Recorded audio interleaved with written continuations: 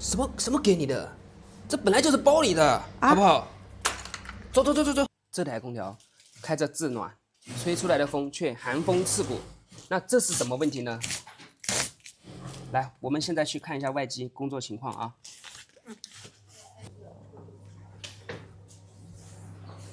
我们现在出来之后呢，发现这个风扇和压缩机也能正常的运转啊。